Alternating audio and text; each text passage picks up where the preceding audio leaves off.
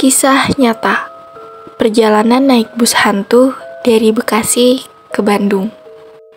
Dilansir dari suarasoreang.id, seorang pengusaha dan blogger Hebi Agus Kurnia membagikan pengalaman nyatanya menaiki bus hantu Bekasi-Bandung di Instagram story-nya. Kejadian ini terjadi pada Kamis 20 Juni 2019. Hebi memutuskan pulang ke Bandung untuk bertemu anak dan istrinya.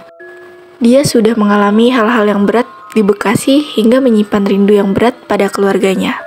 Biasanya Hebi berangkat ke Bandung menggunakan mobil pribadinya. Namun karena telah melewati hari-hari yang berat, akhirnya menaiki bus. Dengan pikiran yang kacau, Hebi menunggu bus di jalan. Dia enggan pergi ke terminal karena terlalu lama menunggu. Usai 1 jam lebih menunggu, bus eksekutif yang biasa dinaikinya tiba-tiba tidak juga ditemui. Akhirnya, daripada menunggu lama, Hebi memilih untuk menaiki bus ekonomi. Dia tak berpikiran aneh ketika menaiki bus yang terlihat tua itu, karena yang dipikirannya hanya ingin segera sampai ke Bandung. Ketika menaiki bus pun, kondektur dan sopir terlihat normal seperti pada umumnya. Hebi tidak terlalu memperhatikan penumpang sebab pikirannya sedang bergelut dengan beragam masalah. Ketika melewati tol Jakarta Cikampek yang sedang dalam pembangunan, dia harus menghadapi macet yang panjang. Daripada bosan, Hebi memilih untuk tidur dalam bus sambil mendengarkan musik melalui headset. Bus ini juga tak berhenti untuk mengangkut penumpang lain atau sekedar ngetem di jalan jalur ekonomi. Di dalam bus juga tidak membayar karena kondektur belum juga menagih. Saat terbangun dari tidur, dia sudah sampai di sekitar KM 30 lewat Cikarut, kemudian masuk Cikampek. Biasanya bus akan mengangkut dan menurunkan penumpang, namun ada yang aneh ketika dalam perjalanan di wilayah sebelum Cikampek. Di wilayah pabrik sebelum Cikampek, biasanya ada penumpang yang naik mengenakan seragam pabrik. Namun kali ini yang naik adalah penumpang dengan mengenakan batik, kaos biasa, hingga ada yang membawa bungkusan ayam seperti zaman dulu.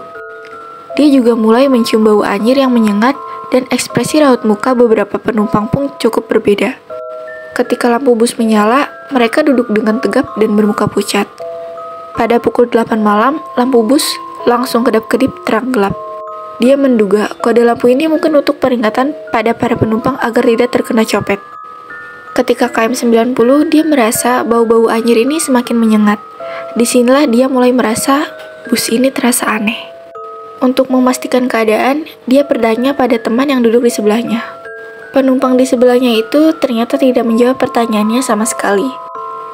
Dia merasa keadaan semakin menakutkan, karena melihat muka penumpang pun terlihat pucat. Penumpang di bus pun ramai hingga belakang. Hebi juga mencubit tangannya untuk memastikan bahwa dirinya tidak sedang bermimpi. Alhasil, cubitan ini terasa sakit. Artinya, Hebi sedang tidak bermimpi. Kemudian dia membuat Instagram story dengan niat mengabarkan kondisinya terkini. Hebi takut jika bus yang dinaikinya akan membahayakan nyawanya.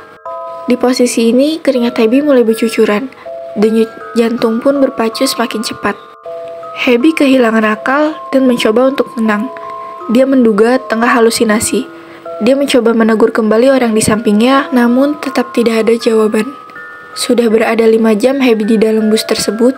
Dia hanya bisa pasrah jika di hari yang menyeramkan ini harus menjadi hari terakhirnya di dunia. Hebi juga mengabari sang istri melalui chat di WhatsApp. Istrinya hanya berpesan agar Hebi berdoa saja sepanjang perjalanan. Akhirnya, sampailah bus ini di terminal. Akhirnya bus memberi sen kiri. Anehnya, di terminal yang biasanya semua penumpang turun, hal ini tidak terjadi dalam bus. Ketika ingin membayar bus, pada kondektur hal di luar nalar kembali terjadi. Dengan datar, kondektur itu hanya menjawab. Usai kejadian ini, Hebi merasakan gatal di sekujur tubuhnya, serta merasakan tangannya berat untuk diangkat seperti tengah membawa barbel yang berat. Itulah kisah lengkap bus hantu Bekasi Bandung.